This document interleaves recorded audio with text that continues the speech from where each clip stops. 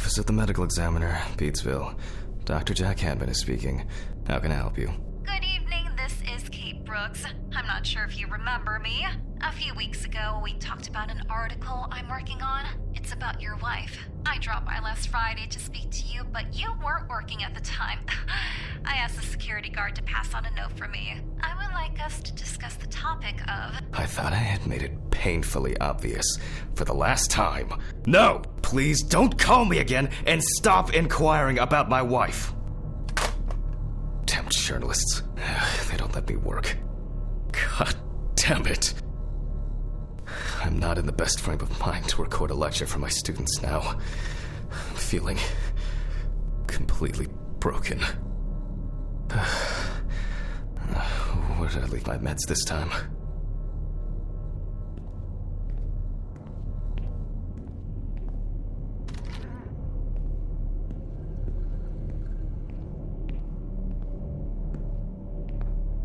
But the word is, the lab will be open tomorrow.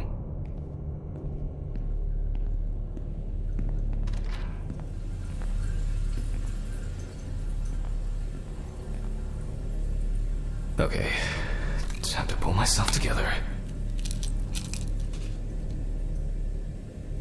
And get back to work. I've already taken my pills, not looking to overdose. I need to set the camera first.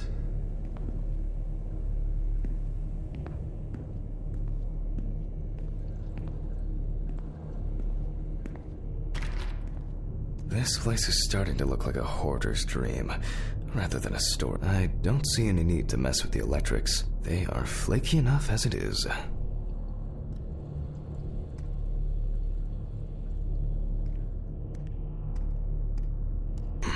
Now remember, Jack, don't forget to hit the record button this time.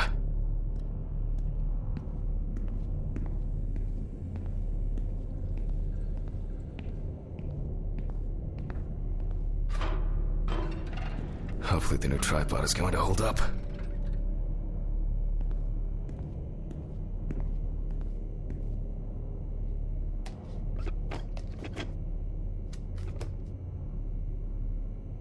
Now, I just have to get everything in frame. This should be fine. November 20th, 1991. Time, 8:43 p.m. Recording for medical students from the University of Missouri. This autopsy is conducted by Jack Hanman. Hello, everyone. Welcome to the autopsy room. Today, you will have the dubious pleasure of following a full autopsy, step by step. For those of you who have already performed your first autopsy, this will refresh your basic knowledge. In turn, for those whose knowledge is only theoretical, I advise not to watch this after a meal.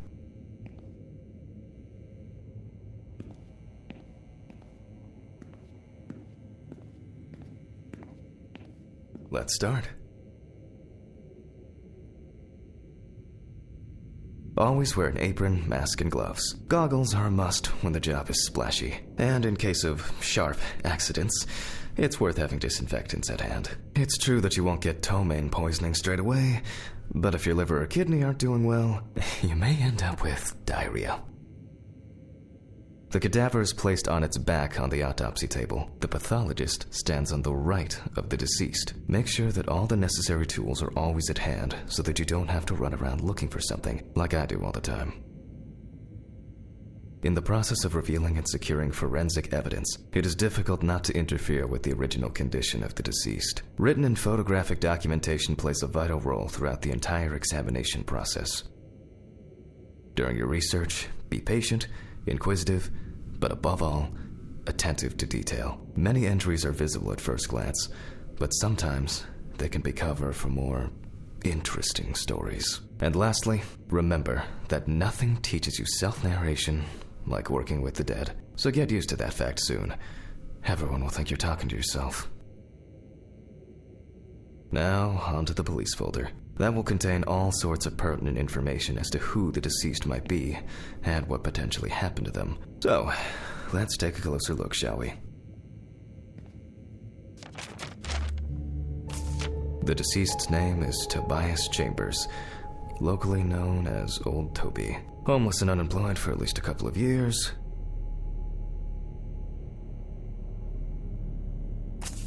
The deceased was found on the outskirts of a parking lot at a gas station, where he often begged and persistently offered drivers to wash their car windows. The body was noticed by a station employee during the morning shift. Initially, he thought that someone had thrown some boots and a coat in a nearby ditch. It took him a moment to recognize the pile of clothes as the body of a man. He worked most of his life at the local port dealing with unloaded cargo. He was fired for being drunk and starting fights. His son runs a hardware store on his own. His wife left him years ago. They both had no contact with the deceased. Signs of libation were found around the body. Empty bottles, traces of an inept attempt to start a fire, and a scattered makeshift blanket. That's it. It's worth remembering the context around the scene of a death. This allows you to better interpret any traces found on the body. I shouldn't start the procedure without gloves. Now it's our turn to take some pictures for our files. If I can just remember where I left the camera. Aha! There you are. I knew it was here somewhere. As I mentioned at the beginning, before we begin the internal examination, we need to document the cadaver and the condition it arrived in. We begin with a full body photo. Try and stick to the top-down rule, but this is not always possible. Let's keep in mind it's all about the legibility, not the perfect frame.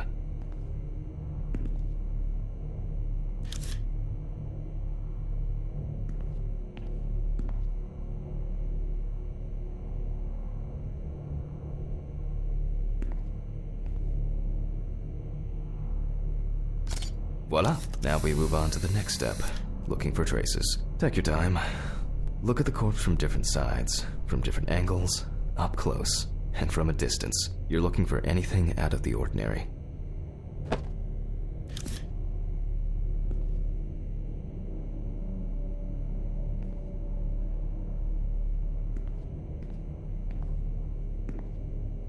Some wounds in the feet and signs of frostbite, probably because the subject's shoes were too small.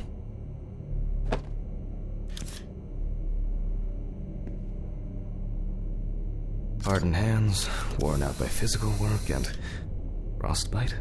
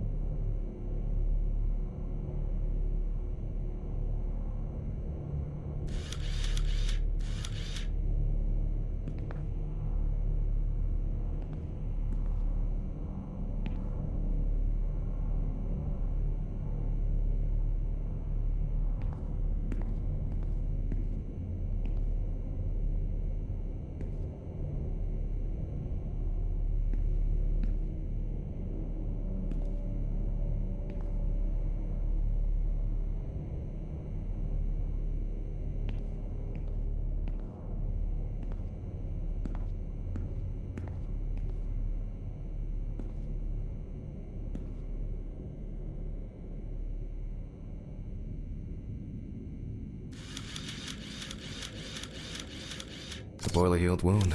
Looks old. I'll take a closer look later.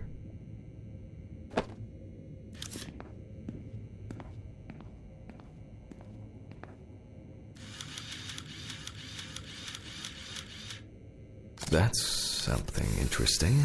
It will be necessary to check whether this injury was severe enough to cause damage to the brain.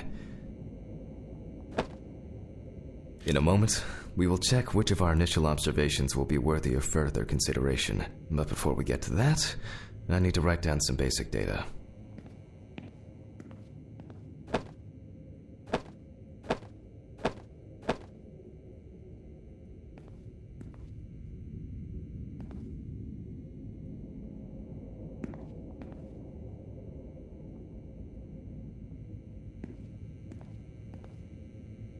Scalpel, scissors, syringe, magnifying glass, knife.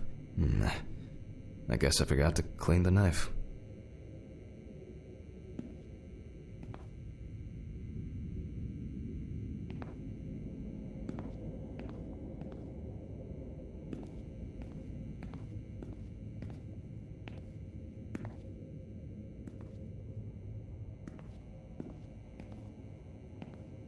Personal information.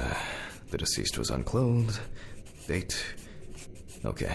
As you can see, I note everything down on previously prepared forms. Every pathologist must keep a detailed record of every step of the autopsy. This not only allows you to track the procedure, but also collates the results together, upon which you may back up your conclusions. So, enough of the boring prep. Let's begin by taking a closer look at the spots I photographed earlier. For this, you're going to need a magnifying glass.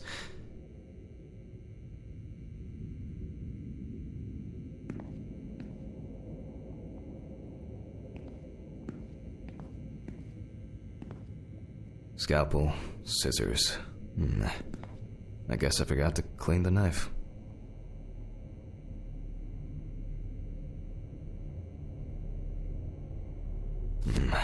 Which spot first? I can confirm the presence of ecchymosis on the deceased man's head. The appearance indicates the intravital nature of the wound. Add alcohol, which I can clearly smell, and this was an accident just waiting to happen.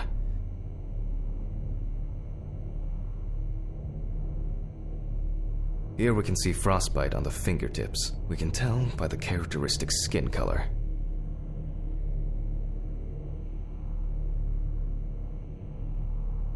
It looks like a burn mark. No doubt painful, but it's not pertinent for this case.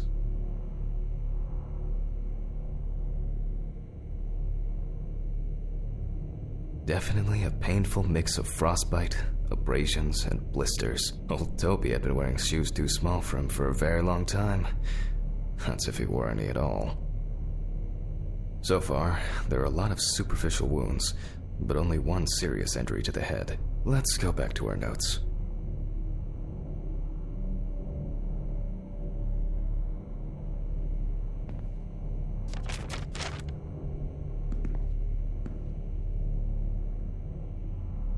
First, I marked the location of the injuries and making the head wound.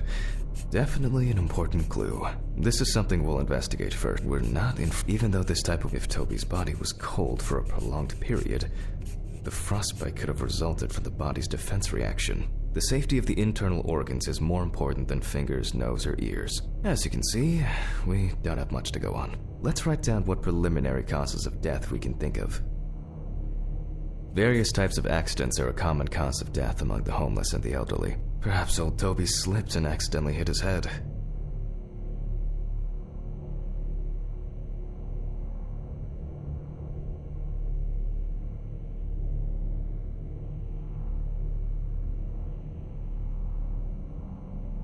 Considering the conditions in which he slept, his body may have become hypothermic. This is of no interest to us. The nights have been particularly nasty lately. We will check if there are any signs of freezing internally. Since the deceased clearly smelled of alcohol, I'll add alcohol poisoning to our list. We still have one thing left from the basics: rigor mortis.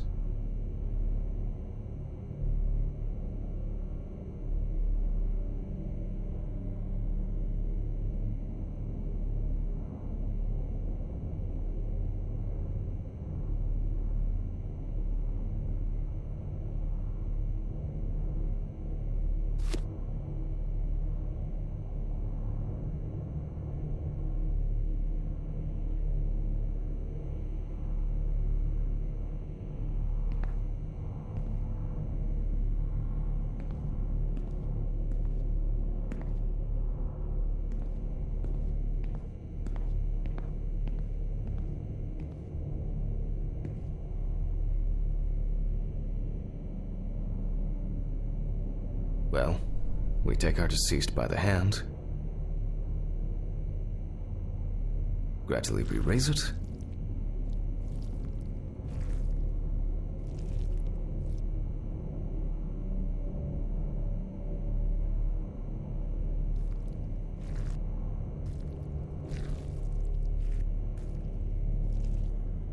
now let it go.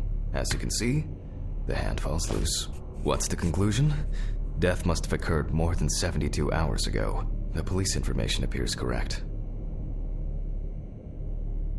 Head trauma seems the most promising, so we'll start there. For this, I need an oscillating saw.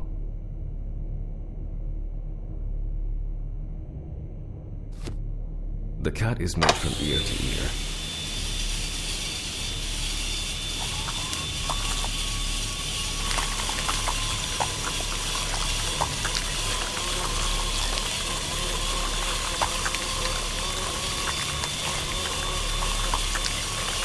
After which, we remove the skin and the top of the skull. After the basic examination, we can see that the brain's cerebral gyri in both hemispheres are symmetric. The brain looks good. Let's take a cross-section.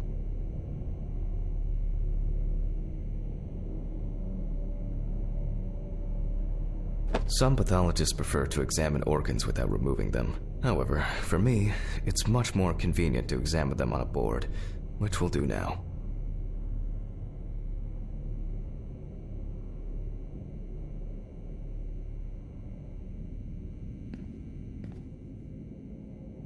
Holding a long, narrow blade knife in the dominant hand, we slowly cut the cranial nerves on both sides, all the time pulling the brain towards us.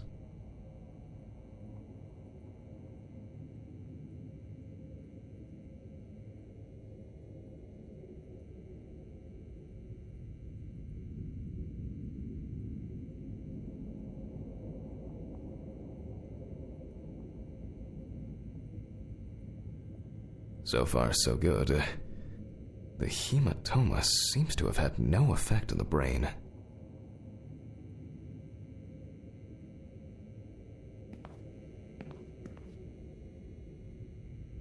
We can rule the fatal accident out as well.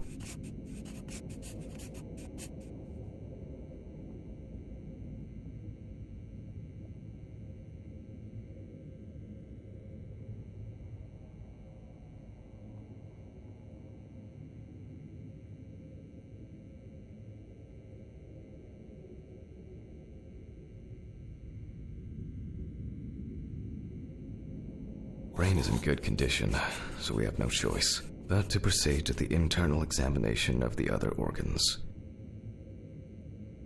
I grab a scalpel from my kit. The incision should be in the shape of a letter Y.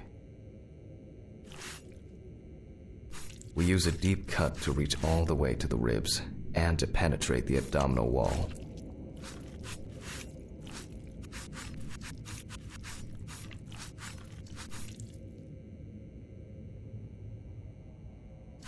Alright, now we peel back and separate the skin.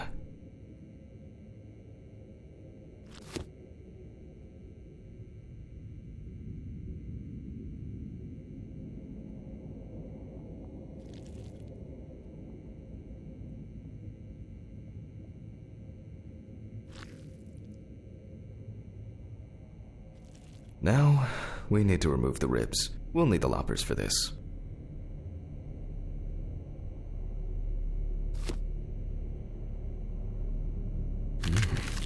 Quite a satisfying crunch, for some anyway. After removing the cartilage tissue, we instantly notice two things. Firstly, there is no congestion of the internal organs. This means that although the deceased was hypothermic, it didn't kill him. Secondly, the deceased smoked like a chimney. So, we should take a closer look at those lungs.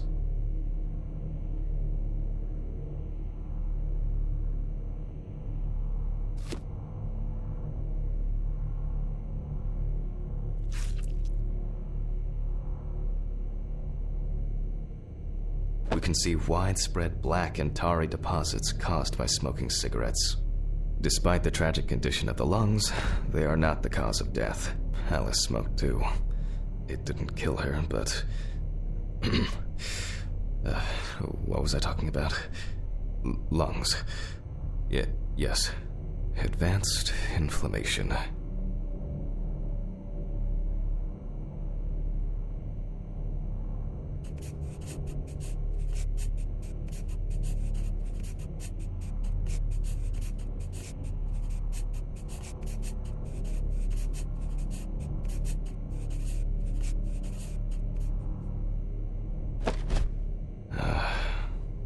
What now?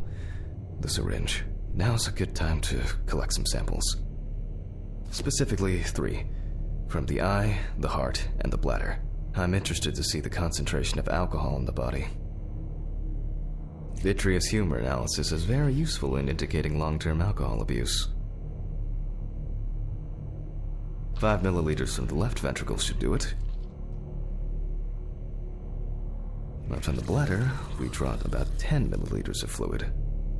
Now we take our samples to the centrifuge, but before I do that, I need to find my notebook. My dyscalculia means that I always double-check the settings. Please excuse me while I run and fetch it.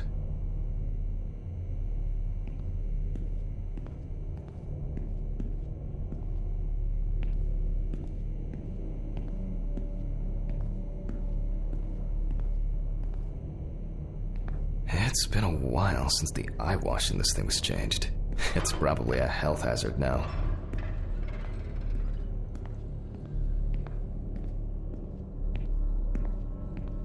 This whole thing is covered in stains. I should check this out under the microscope sometime.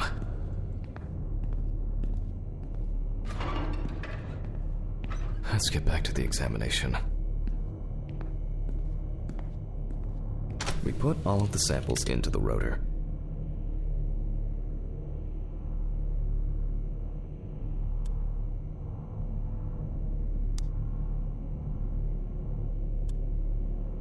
Now, we set the appropriate time and speed.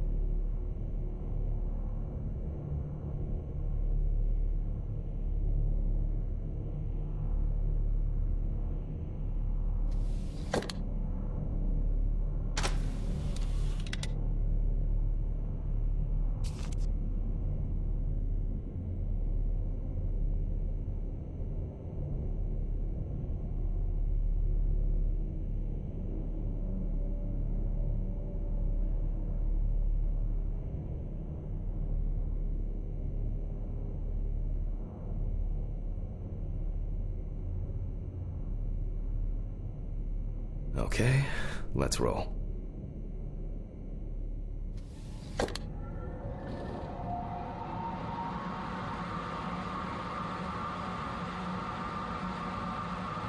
Oh, shit. The fuses again.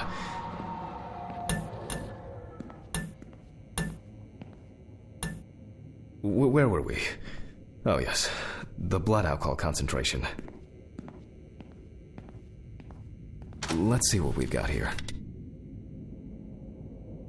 Everything's separated as it should. Our lab is closed until tomorrow after the last, incident. However, considering that Toby's favorite eau de parfum appears to be ethanol, I'm guessing the results won't surprise me at all.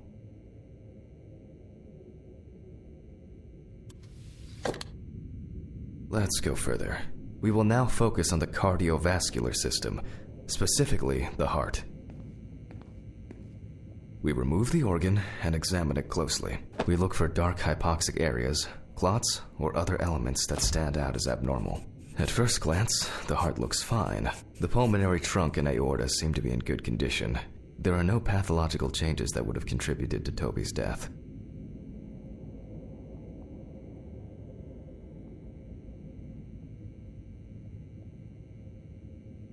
Now let's take a closer look at the stomach. Size is normal, healthy, pink color, and as expected, the stomach has no major external damage. We must now cut it open and inspect inside. We will do it carefully so that its contents do not spill out. We open the stomach along the greater curvature, from the heart to the pyloric end.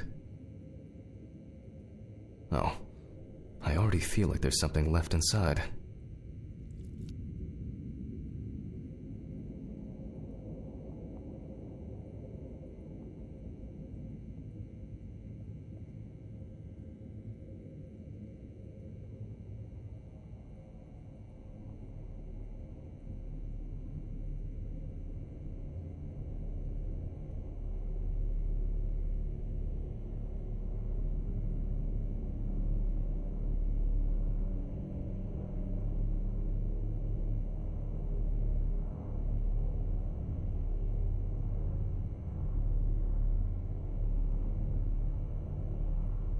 Okay, large amount of gas, small amounts of yellow, grayish food content, resembling some kind of meat.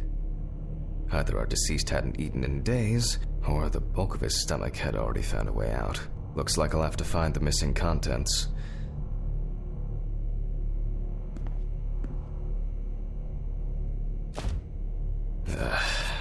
There are two ways here. One is obvious, and the other is... It couldn't have been suffocation, could it? I'll add this to the list and move on to the deceased's neck. At first glance, the trachea looks normal.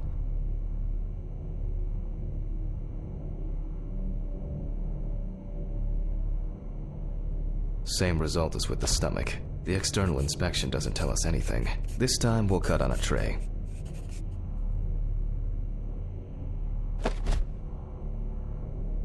While cutting such a small organ as the trachea, we must make a precise incision.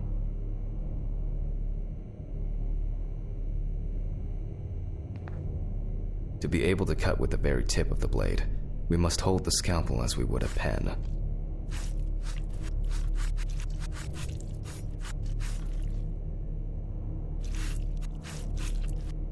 And after careful examination and deduction, we've got it, a clogged trachea. It's time to summarize the whole thing.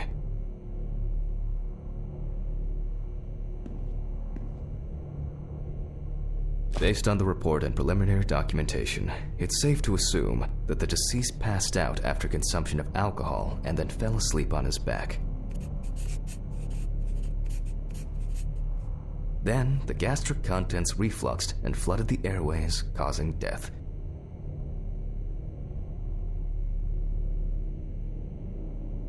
That's why we don't forget about the recovery position at dorm parties.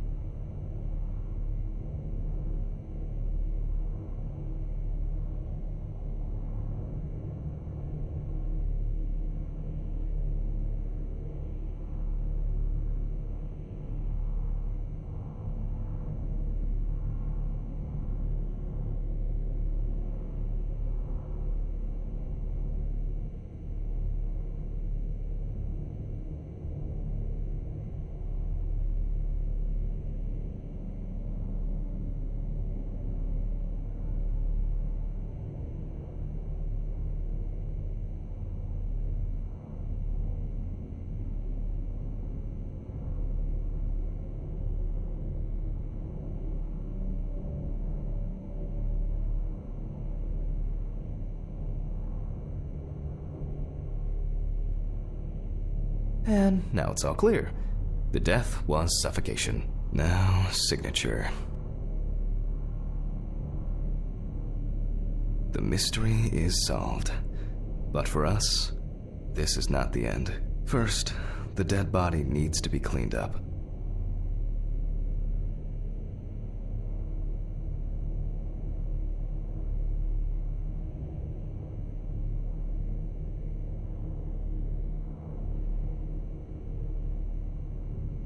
For this, we will need to close the body and grab the needle. First, we unroll the skin flaps.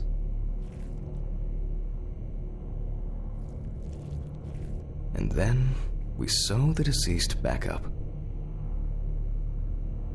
I'm using the baseball stitch technique. This stitching method is very strong and quick to do.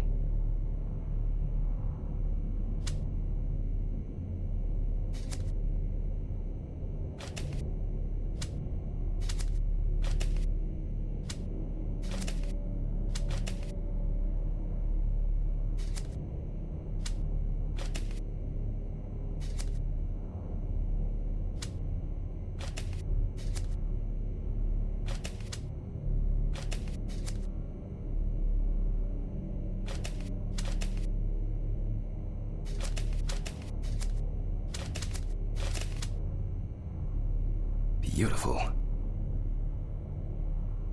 Now we say goodbye to the deceased and put them safely in the fridge, ready for the next stage of their journey.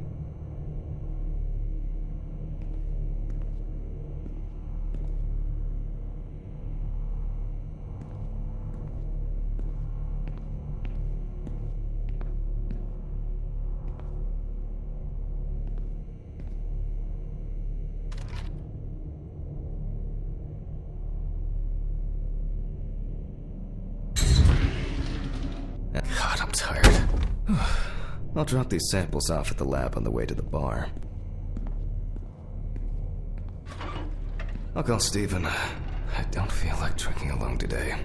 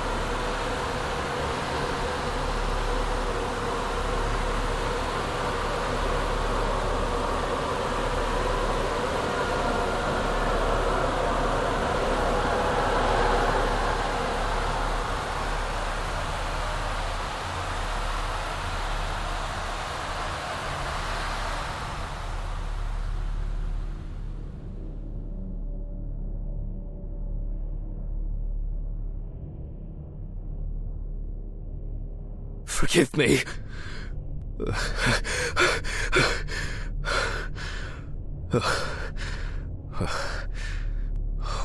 What?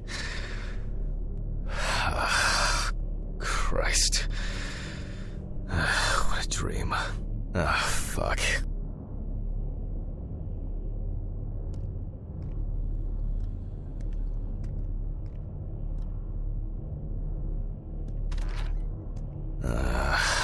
So much light everywhere.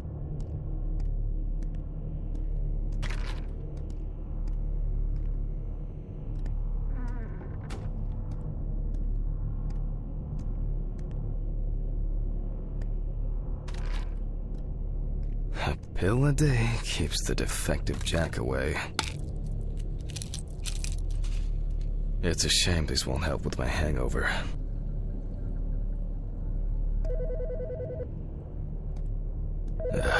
The fucking phone. Okay. I know I'm late. I'll be there soon. It's not like the dead are impatient. Jack, no. Alice? Who is this? It's Charlotte Graves. Oh God, I'm sorry. I didn't recognize you. I thought it was work calling. It's okay. I hate it when work calls me at home, too. How is everything? We haven't talked since... you know. Well, there are good days, and there are bad days. What can I say? At least I can hide away at work. Well, you always were the most comfortable in the dissecting room. Listen, I have an unusual request. Okay, how can I help? It's nothing serious. I just wanted to ask, do you have any pictures of Alice? Maybe one where the two of us are together? I'd love to have something to remind me of her. I guess. I'm not sure. I'll look through her things. Thank you. I'm sorry to trouble you with this. All this can't be easy for you. I'll get through it somehow. I've been meaning to sort through her stuff for a while. Have you asked Stephen if he has anything? Yes, I spoke with him this morning. He said he gave everything to their mother and that I should ask you. I see. Jack, I know you're trying. That you cope somehow. Stephen's there for you. Although, well, we all know how he can be. But, I mean, if you wanted to reminisce about Alice, talk. I really should go now. I overslept, I'm late for work, and I still have some errands to run on the way. Oh. Okay, sure. Sorry to keep you. I'll look for something and send it over. Thanks for the call, and bye. Oh, do you have my address? Not on hand. You'd best remind me again. 292 Browning Lane, apartment 432, Johnson City, New York, 13790. Got it. Thanks. Thank you. It would mean a lot to me. Just miss her so much. Yeah, me too. And that's okay. Really, no problem. Thank you. Take care, Jack. You too, Charlotte. It was nice to hear you. Well, that was a bit unexpected. I should probably find something to send.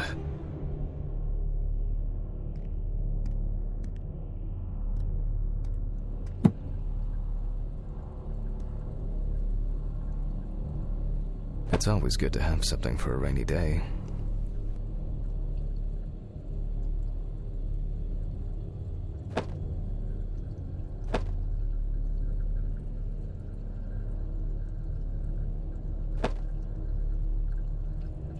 It was a miracle that the coffee didn't wash off the writing. And that she said yes. She got it for her first day of work, and she broke it the same day. She said it was for luck. She got it for her first day of work, and she broke it the same day. She said it was for luck. Till death do us part. I wasn't able to support her through this.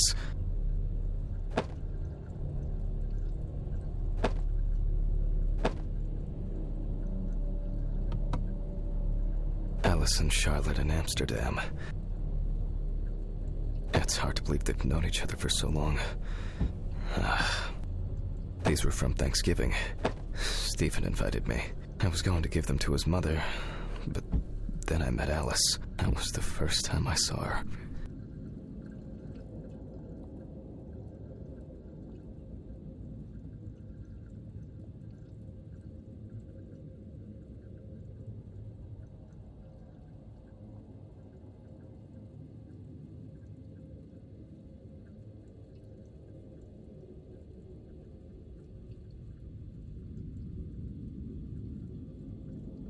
It's been almost a year.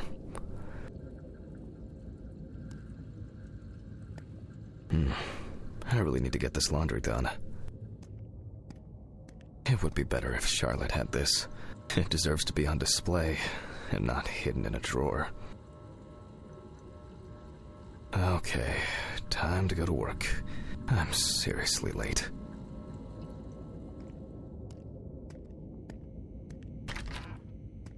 I should grab some coffee and aspirin on the way. Oh, shit. Almost left the door open.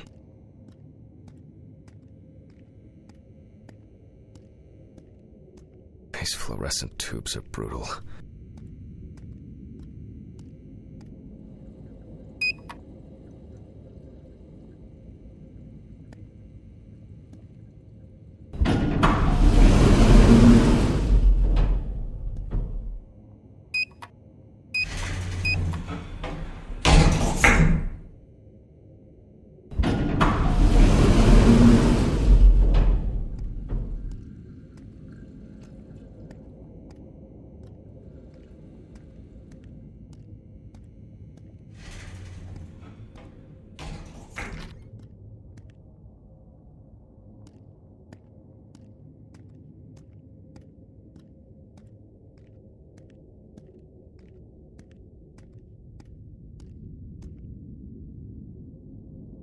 I hope this helps, Charlotte.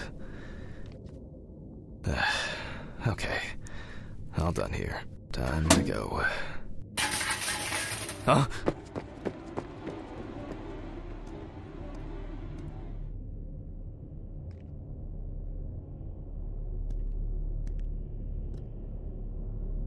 Damn. I forgot my jacket. Well. I'll brave it for tonight. Too bad.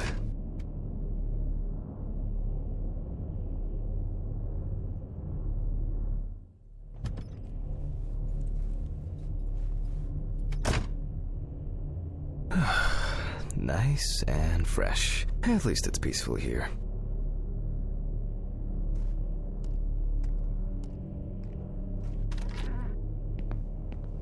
Good evening, Mr. Ridley. The timesheet, Handman.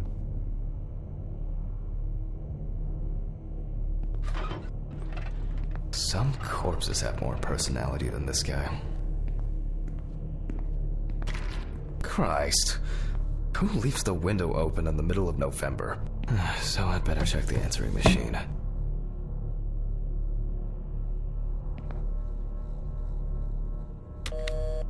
Hi, Jack. I dropped by a little early today. I left the body with Ridley in the corridor. He wasn't sitting in the locker then, so maybe he'll even throw him into the room. Well, how are you doing? I mean, it's your first birthday without her, and...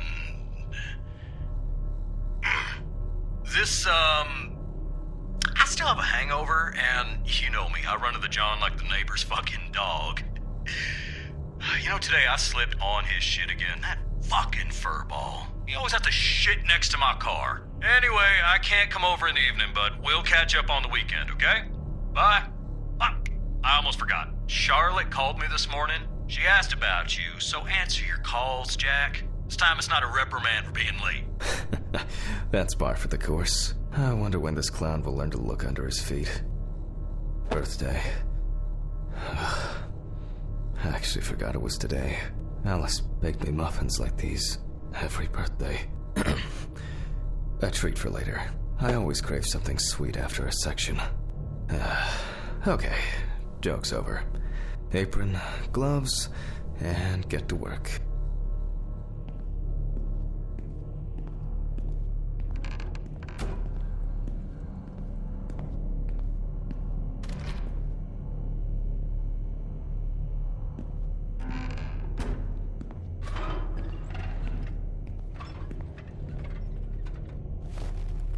Man. I remember you. You were on that talent show.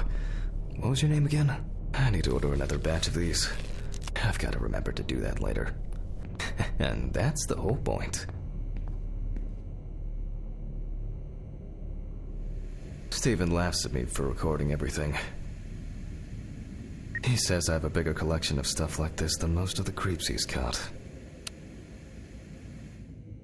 November 21st, 1991.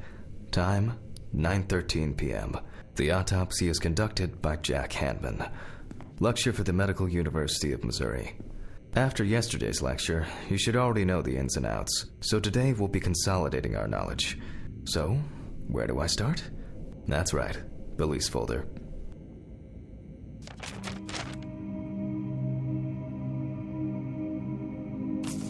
Ah, yes. Samantha Barker. Now I remember. There's probably going to be a lot of chatter about this.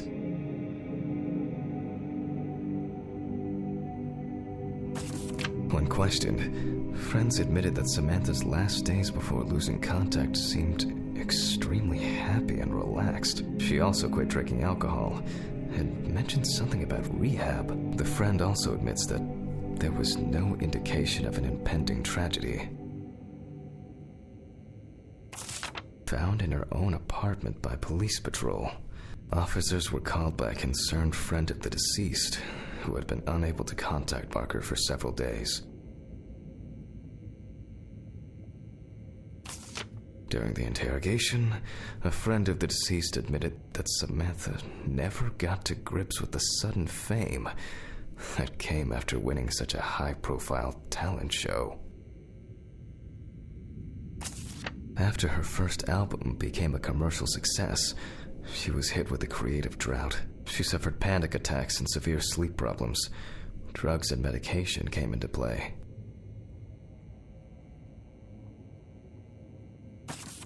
The deceased was found in her own apartment, in a semi-recumbent position on an armchair. Large quantities of alcohol and empty packets of sleeping pills were also found in the apartment.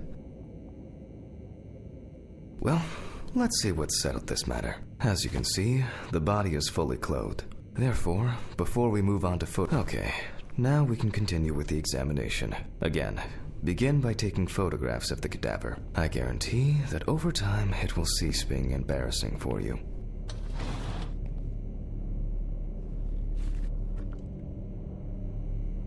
First, we photograph the whole body.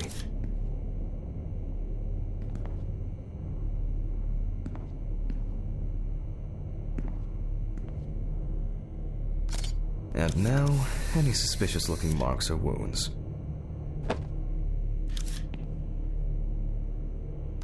Well, there's even more here.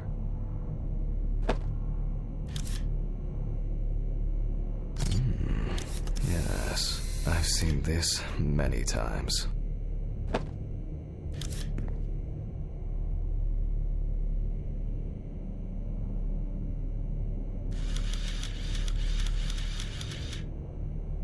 Interesting. Very uneven. We need to investigate this.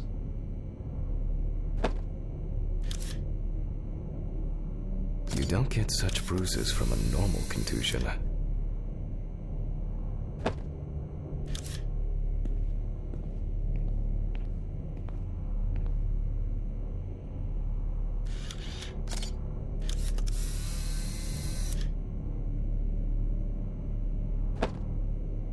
A few we will need to look into here.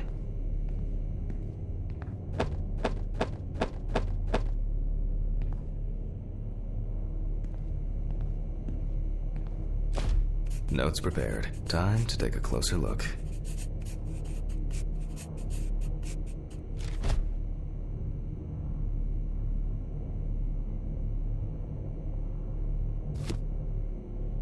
The number of bruises suggests that there may have been some kind of tussle.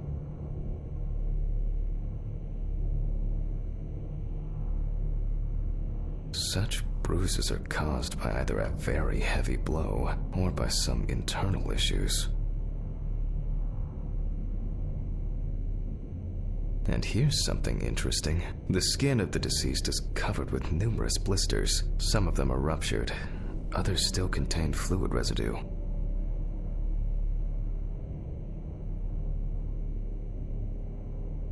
More numerous blisters.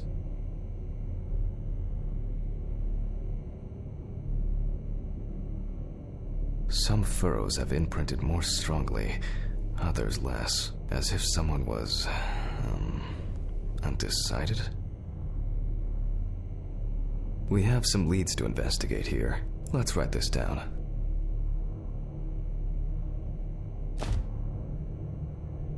On the neck of the deceased, given the condition in general, such blisters usually appear in the case of mechanical abrasions, but due to the place of occurrence, this should be excluded. The most likely cause of such skin changes is the high concentration of barbiturates in the body. Although it's easier to have abrasions on your feet, but the number and size of the blisters suggest that it's probably a matter of barbiturate poisoning. Currently, it's difficult to say whether the bruises were the result of a beating or whether it could be some kind of internal bleeding. A severed spinal cord, trauma to the larynx, or trachea will verify whether the hanging was the final nail in Miss Barker's coffin. The examination with a UV lamp will dispel some doubts. Potential attackers could have left traces. I'll add barbiturates to the list of necessary tests, to be checked in the lab later. After examining the organs, we can easily verify whether there was internal bleeding or whether the deceased was suffering from something. Given the testimony of the victim's friend, I add alcohol poisoning to the list of potential causes of Miss Barker's death. A blood test will no doubt quickly verify that hypothesis. But first I'll check for external traces. For this we use the good old UV lamp.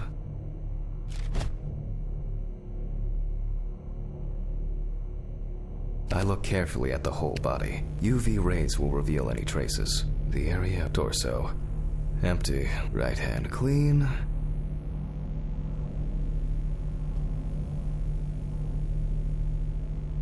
Legs. There's nothing here. The left hand seems to be fine. No marks. Well, nothing to surprise us here. Now gently, we take the deceased by the hand. And we check for rigor mortis.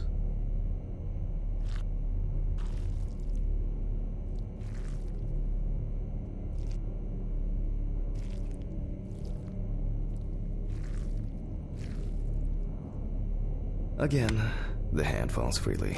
After yesterday, you should know what this means. Since we don't have a definitive lead, we will examine all the key organs one by one. So, I'm starting the internal inspection. I dissect the skin of the deceased.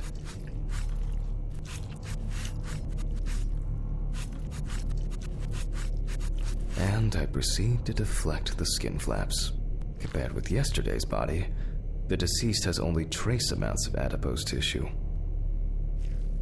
Now for the ribs. What do we have here?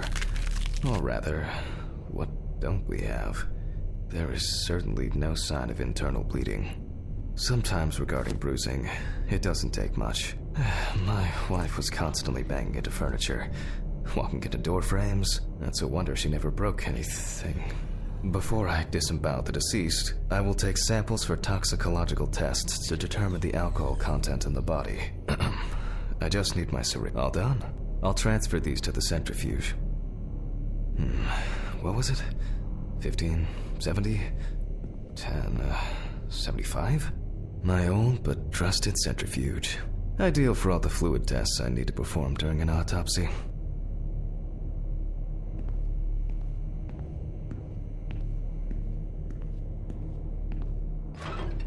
Maybe one day I won't need my notebook.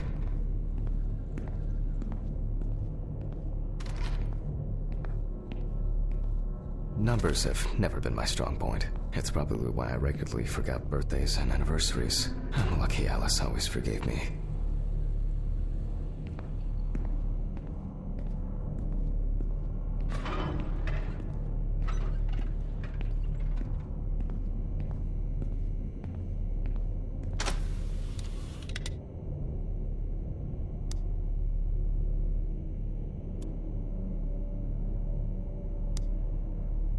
Gently does it with this old thing. Handle with kid gloves.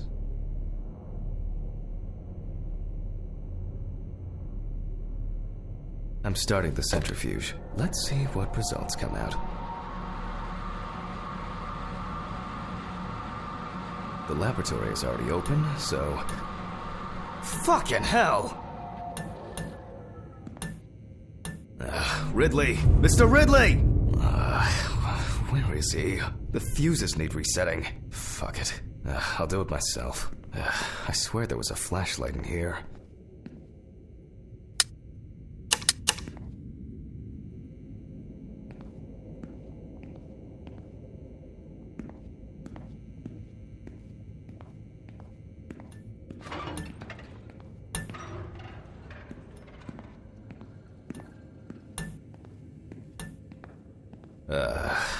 Whatever. I know where the switches are anyway. First the right, and then the left. And voila.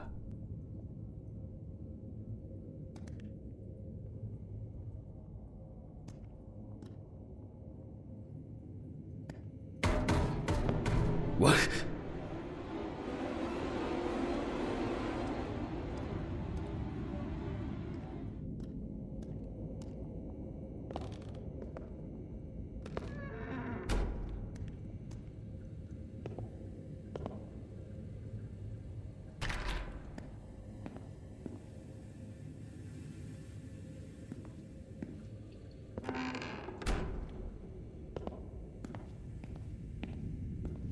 What the...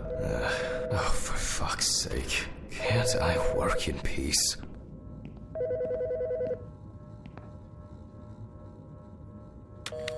Jack Hanman speaking. Easy, why so rude? Steve? Sorry, man. This place is falling apart, and Ridley won't even lift a finger to help. You just can't work here. Did the centrifuge strip the fuses again? Yeah, eventually everything's gonna go up in smoke. Look on the bright side.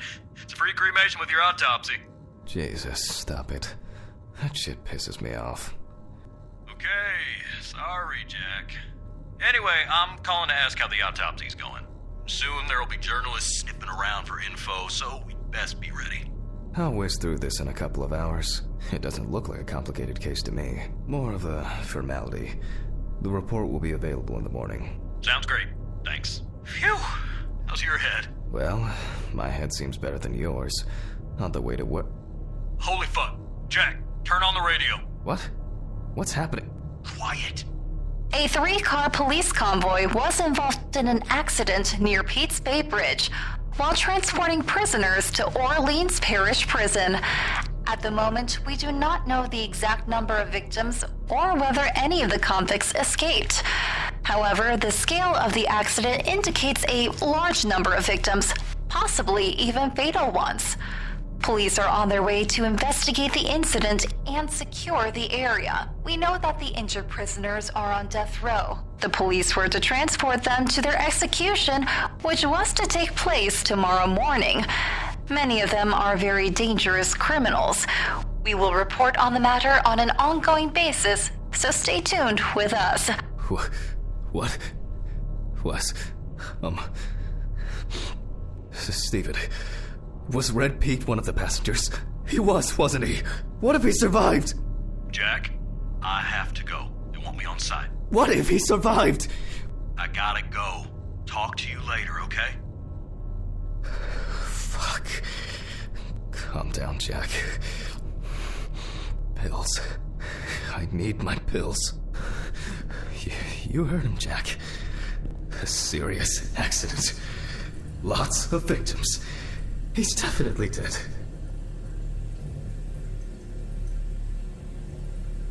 Yes. Nothing's going to happen.